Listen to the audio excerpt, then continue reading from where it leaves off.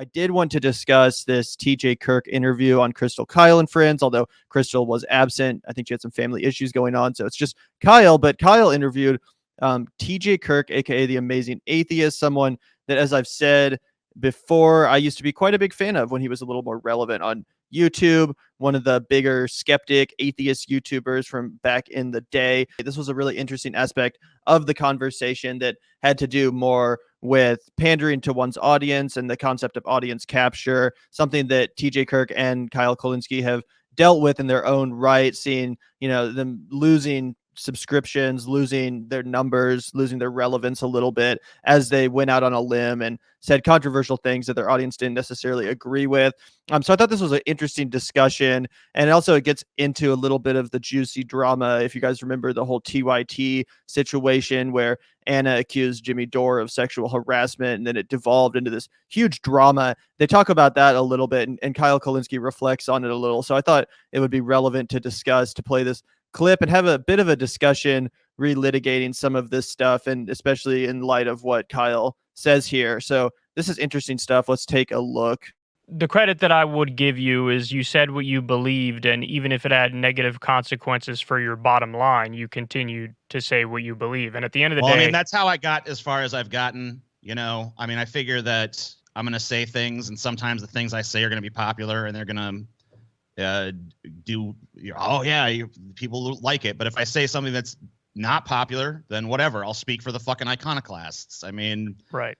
Just go out there and say what you got to say and let the chips fall where they might. I think there's way too many people out there in this YouTube space that are trying to calculate what opinion to take, to Machiavellianly manipulate things. Like, for instance, the situation you found yourself in with between the TYT and Jimmy Dore feud, where they're feuding against each other, and you try to come out and say what you really think. You don't want to. You could have probably figured out some way to be like, I'll ingratiate myself here, I'll ingratiate myself there, I'll figure out some way to just stay out of it, or whatever the hell you're gonna do. But but instead you're like, look, I see this side, and in the process of that, it's like they all hate you now, right? So it's like you stuck by what, but you said what you meant what you said. Fuck them. They can't fucking deal with it. It's like the chips fall where they may, right? It was really funny to me watching people respond to my take and what I said and what I did, because pretty much nobody got it correct and actually saw it from my perspective. Because the fact of the matter is, I was friends with Anna, Cenk, and Jimmy. And because I said what I said, every single one of them hates my fucking guts. So people who were acting like, oh, he was taking the easy way out or trying to split the difference, no, the reason why I tried to stay out of it originally is because I knew if I say what I really think, all of them are going to fucking hate me, and I'm not going to have any friends in this industry. And then you know what? My hand was forced and I had to say what I thought, and then those are the results. So, it's a lonely place sometimes to speak your mind. But as you said, I think that's the only pact that we make with the audience in the position that we're in, is like, I got to tell you what I think no matter where the chips fall. And sometimes that gets you a 99% like rate on a video, and sometimes it gets you a fucking 40% like rate on a video. Sometimes it leads to subgroups, sometimes it doesn't. Yeah, to me, I almost like when I do a video and I see that there's like this radical faction against it, like a bunch of people didn't like it and are mad at me. Like, to me, I'm always like, all right, cool. That shows me I'm still fucking real, right?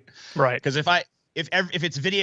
So yeah, I thought that was a pretty interesting exchange. And again, relitigating some of that TYT drama that went down when Jimmy Dore and Anna Kasparian in particular were beefing. Anna resurfaced an old incident which happened, alleged that he harassed her sexually in the workplace, etc. And if you guys don't remember, Kyle Kulinski kind of tried to do both sides, where he was like, I understand where Jimmy's coming from, and I don't quite think that this lived up to sexual harassment, so I don't necessarily agree with that accusation.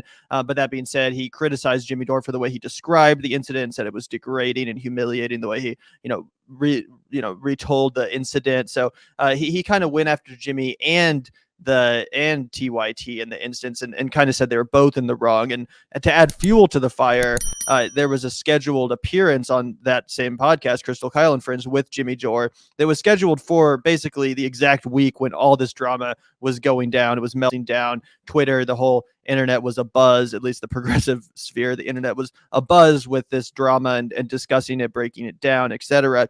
So Krystal and Kyle basically said that they weren't going to have Jimmy on that week. And apparently they ghosted him and just had the podcast with Hassan Piker instead and didn't tell him until later. So, Jimmy was obviously very upset about that.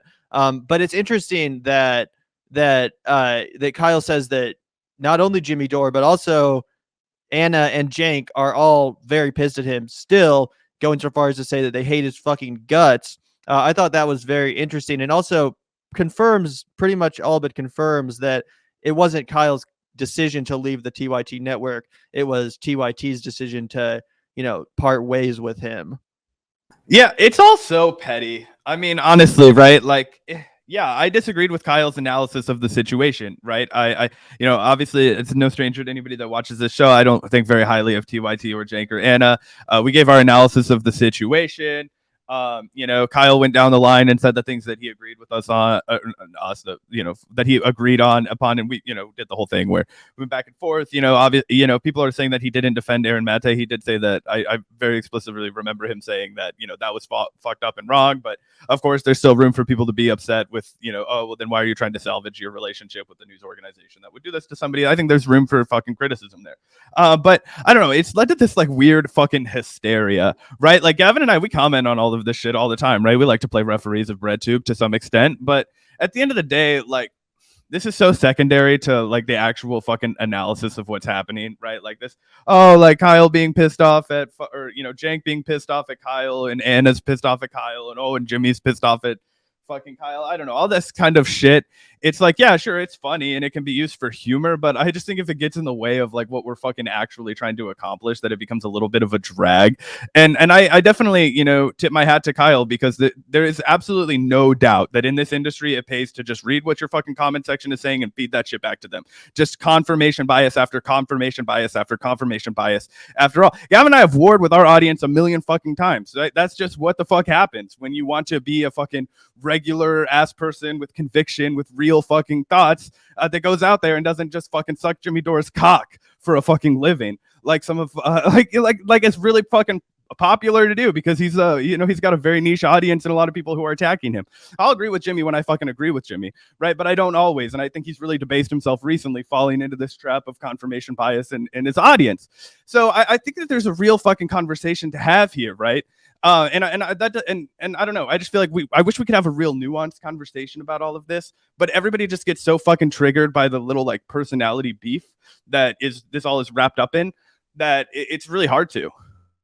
Yeah, I generally agree with what you've said, Zach. And I think that Kyle Kulinski probably wasn't expecting his audience to receive what he was saying with such little nuance and to get so tribal and divided over the situation, because, Kyle Kulinski is a very much substantive, serious commentator that is very focused on the issues. He's not a drama channel. He's not doing the kind of content that we make here at the Vanguard a lot when things do get dramatic and juicy, and we like to comment on that and get all in the muck of it. He really is more focused on the issues, and he really was just trying to give his honest, nuanced take on the subject matter as it went down, as it related to his friends, people that he knows. So regardless of our feelings on any of those people, I do think that it was a little unfortunate to see some of Kyle's audience just totally turn on him and act like it was the end of the world, when he just did his best to give a measured take. Again, I didn't agree with everything the guy said either. I think that he missed on a couple instances as well too, but I think he makes a really good point in that clip that, like, what else am I supposed to do?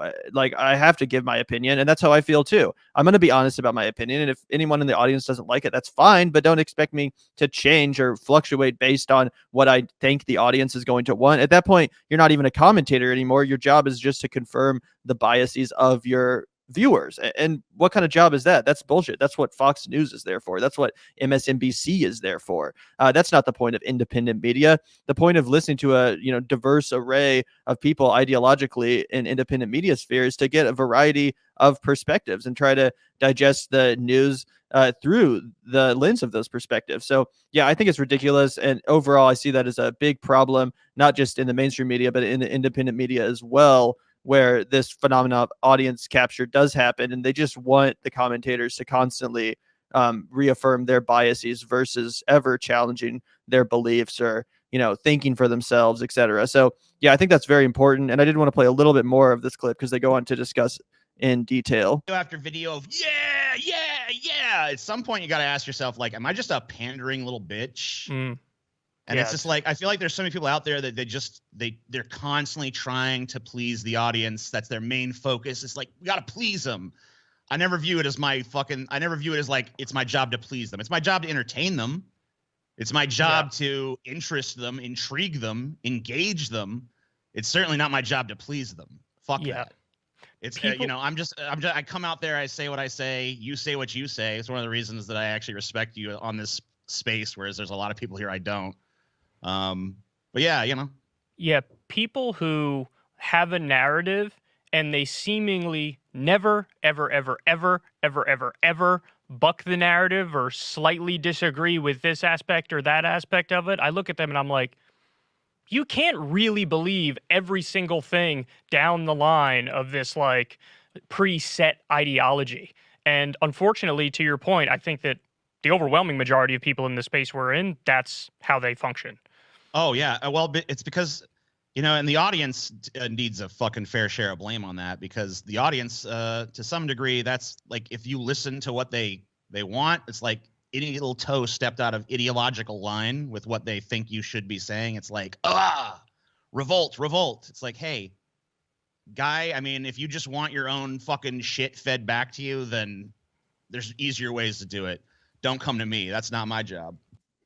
So yeah, I think that they're pretty on point there, and that's something that I relate to as well as a content creator. It's tough to go out on a limb and say something that will be unpopular and face the backlash, but it's important to do as commentators, because again, at that point, you're not really a commentator if you're not giving your honest opinion on a subject matter, breaking it down from your perspective. And that's not to say that you're above criticism in any way as a commentator if you do come out there with an unpopular opinion. But no one should expect people in this space to just regurgitate what they want to hear. They should expect to be challenged. They should expect to hear other perspectives, and they should be comfortable and welcome hearing other perspectives. That's something that I seek out and enjoy as a consumer of news content. I don't want to just have all my opinions, washing back on me every time I watch a segment or read a story. No, I like to have my views challenged and hear out other perspectives as well.